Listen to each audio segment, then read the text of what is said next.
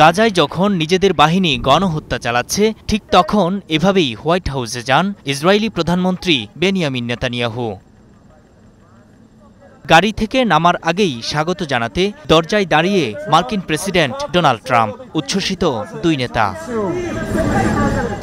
২০ দফা গাজার শান্তি প্রস্তাব নিয়ে বসেন আলোচনায়। ট্রাম্পের দেয়া প্রস্তাবে অনুপস্থিতি রইল ফিলিস্তিনের স্বাধীনতা, যে জন্য যুগ যুগ ধরে রক্ত দিচ্ছে ফিলিস্তিনিরা। অস্ত্র হাতে তুলে নিয়েছে স্বাধীনতাকামী সংগঠন হামাস।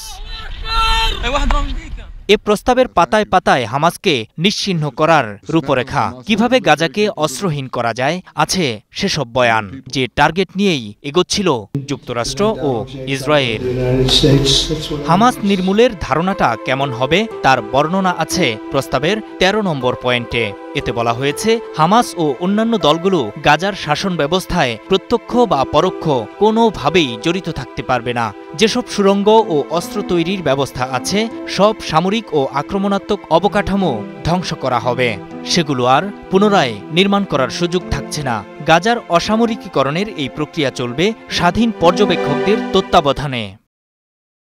এর পরের দফাটিও হামাসকে ঘিরে। এতে বলা হচ্ছে, হামাস ও অন্যান্য দলগুলো এই বাধ্যবাধকতা মেনে চলবে, এটি নিশ্চিত করবে আঞ্চলিক অংশীদাররা। একই সাথে এটিও নিশ্চিত করবে যে পুনর্গঠিত গাজা প্রতিবেশী বা এই ভূখণ্ডের মানুষের জন্য কোনো হুমকি সৃষ্টি করবে না। তবে হামাস সদস্যদের মন রক্ষারও একটি দফা রেখেছেন ট্রাম্প, যা আছে ৬ নম্বরে। এতে বলা হয়েছে, গাজা থেকে সব জিম্মিকে ফিরিয়ে আনার পর শান্তিপূর্ণ সহাবস্থান ও অস্ত্র ত্যাগ করতে রাজি হামাস সদস্যদের সাধারণ ক্ষমা করা হবে। কেউ দেশ ছাড়তে চাইলে থাকবে সে সুযোগও। ফিলিস্তিনের স্বাধীনতার বিষয়ে স্পষ্ট কোনো বার্তা নেই এই প্রস্তাবে।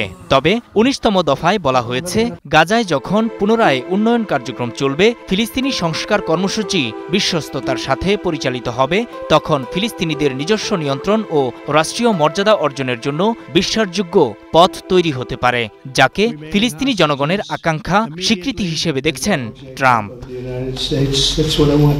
এটি বলা হলেও সেখানে কোনো দিনক্ষণ বা সময়সীমার কথা উল্লেখ নেই। ফলে ফিলিস্তিনের স্বাধীনতা কবে অর্জিত হবে বা আদৌ হবে কিনা তার কোনো নিশ্চয়তা থাকছে না।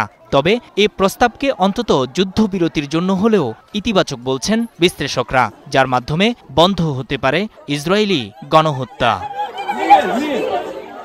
নূর মোহাম্মদ, স্টার নিউজ।